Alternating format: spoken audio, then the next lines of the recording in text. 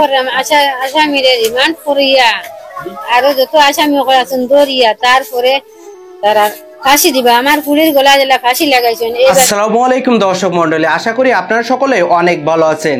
6 বছরের বাচ্চা মেয়ে মুনতাহা, দর্শক মন্ডলী স্ক্রিনে ছবি দেখতে পাচ্ছেন। ছোট এই বাচ্চা মেয়েটি যে নাকি তার সেই শিক্ষিকা দ্বারা হত্যা হয়েছে।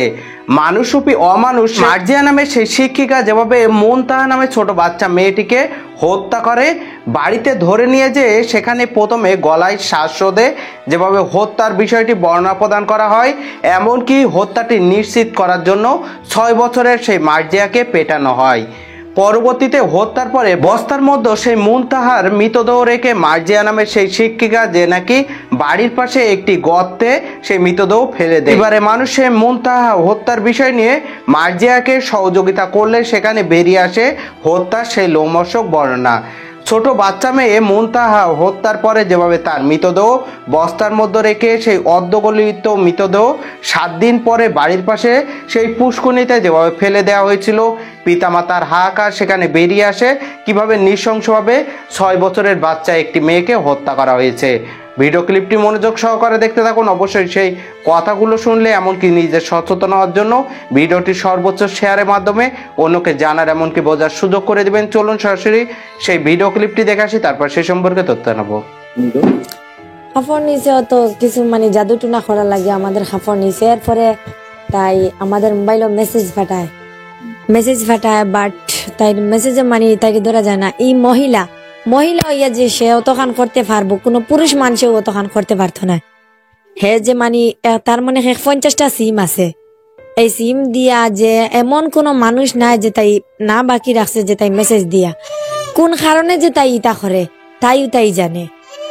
যে কোনো মহিলা হোক বা কোনো পুরুষ হোক, তাই সবর মোবাইলও এই গ্রামের মানে যত মানুষ আছে সব মানুষের মোবাইলে তাই মেসেজ দে, কোন কারণে বা দে কিতার লাগি যে দে তাই জানে। মানে তো খারাপ মেসেজ দে বা মানে মানুষ ফাইলে হতা করবো বাট তাইকে ধরা যায় না যে তাই কিতা লাগি ইকনেন করে। একবার 10 লা ধরা পরে মা কইছে যে তার মা আবার চাইছেন কইছেন যে আমার পড়িয়ে এটা বুঝছে না করি লাইছে আর কিছু মনে কিছু নেই না জানি। এরপর থেকে আমি মার্জিয়ার লগে মানে আমার তো কি নাই, এরপর থেকে আমি আর তাই লগে বেশি করি না, মাতি উতি না। এমনি আমার আম্মাই এমনিতে তাই এই যে তোদের তো পাশে ঘর, তাই ঘরে কোনো অপরিচিত লোকজন আসা যাওয়া করতে দেখেছো? জিয়া ও তাই ঘরে অপরিচিত লোক আসা যাওয়ার কারণে লগিছে। ও আমাদের মসজিদের খান্দাতে বাড়ি আছে ফুরানপুর, ওই বাড়ির একটা লোক মানে আসতো তাই ঘরে, আসলে কিতা মাত্র কিতা নাই যে আমাদের মুনতাহা যায় তাই ঘরে। ও মুনতাহা মানে ইয়া আবার খবর হয়ে দিত যে আজকে মার্জিয়ার ঘরে অগু আইছে, অগিয়া ইয়া ওটা গল্প করছে আমি শুনছি। বাদে ইয়া চাহ খায় মানে মুনতাহা এগুলা হয়তো আমরা মানে দেখতাম না। বা মানে রাতে কোনো ঘরের ভিতরে কোনো আনাগুনা বা কোনো শব্দ বা পুরুষ লোকের কোনো শব্দ শোনা যায়? যে প্রায় সময় শোনা যায় পুরুষ লোকের শব্দ, কিন্তু আমরা তো আরেকজনের ফ্যামিলি বিষয়ে ব্যাপারে আমরা তো ইয়ে করি না। মানে অপরিচিত কোনো পুরুষ তাই ঘরে আসা যাওয়া করতে? জি মানে প্রায় সময় জি এই নিয়ে এলাকার মানুষ কোনো প্রতিবাদ করছিল কিনা? জি না। তোমাদের আব্বা তাদেরকে কোনো মানে মায়া করতেন কিনা বা কিরকম তোমাদের সাথে সম্পর্ক কিরকম ছিল? এমতে মানে তারা প্রতিবেশী হিসাবে, দরিদ্র হিসাবে বা তারা মানে কোনো পুরুষ মানুষ না হিসাবে তারা গ্রামের মানে সবেও তারারে আলাদা ভাবে একটা মায়া করতো।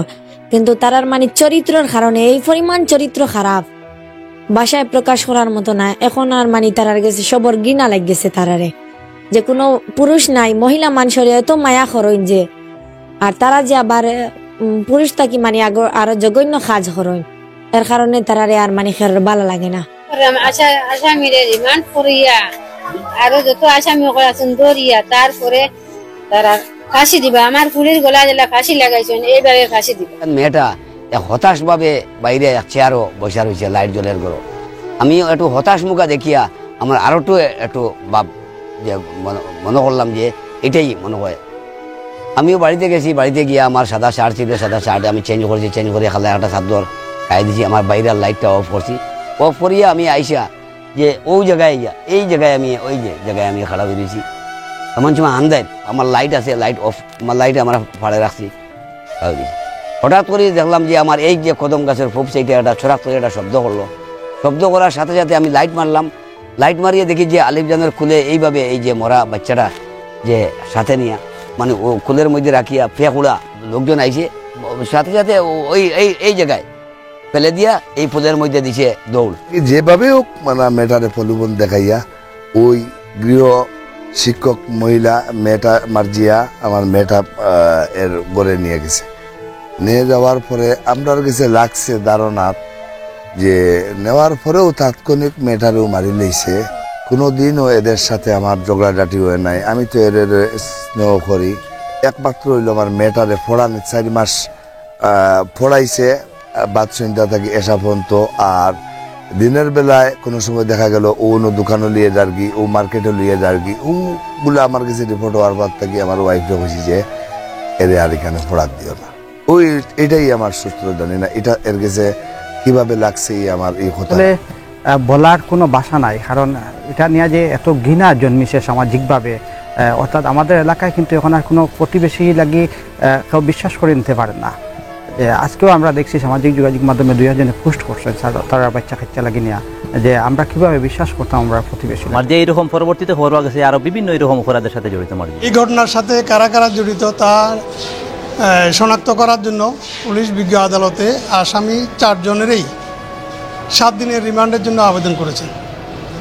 বিজ্ঞ আদালত সন্তুষ্ট হয়ে মামলার রহস্য উদ্ঘাটনের স্বার্থেই আসামিদের 5 দিনের রিমান্ড মঞ্জুর করেছে। এই যে সামাজিক বন্ধনটা ছিল, আমরা দেখতাম যে আমাদের সামাজিক বন্ধন খুব দৃঢ় ছিল। আমাদের আশেপাশের প্রতিবেশী যারা ছিল তারাই দেখা যেত প্রতিবেশীর বাচ্চা কাচ্চাকে দেখে রাখতো, আমরাও সেভাবেই বড় হয়েছে। তো আমার মনে হয় যে আমাদের এই যে সামাজিক যে সম্প্রীতিটা ছিল, এই জিনিসটা আসলে আবারও গড়ে তোলা উচিত। এবং আমাদের যেই নিজেদের যে মনুষ্যত্ববোধ, সেই মনুষ্যত্ববোধ শুধুমাত্র আমাদের মাঝে না রেখে আমাদের যে ভবিষ্যৎ প্রজন্ম গড়ে উঠছে তাদের মাধ্যমেও এই সচেতন। 6 বছরের একটি বাচ্চা মেয়ে মুনতাহা, যেখানে মার্জিয়া নামে মানুষরূপী অমানুষ সেই শিক্ষিকা কর্তৃক যেভাবে হত্যা হয়, এমনকি যেখানে বাড়ির উঠানে খেলা করার সময় তাকে ধরে নিয়ে যাওয়া হয়, সেই টিউশনি পড়ানোর বিষয় নিয়ে সেই পরিবার থেকে মানা করার বিষয় নিয়ে রাগে ক্ষোভে যেভাবে সেই মার্জিয়া সেই মুনতাহাকে হত্যা করে, এমনকি হত্যার বিষয়টি যেভাবে বর্ণনা প্রদান করা হয়।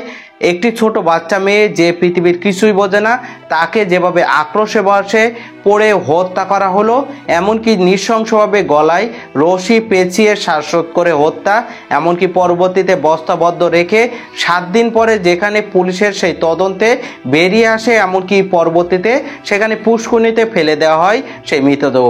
অবশ্যই সেই হত্যাকারী সকলকে উপযুক্ত শাস্তি, মৃত্যুদণ্ড দাবি করি।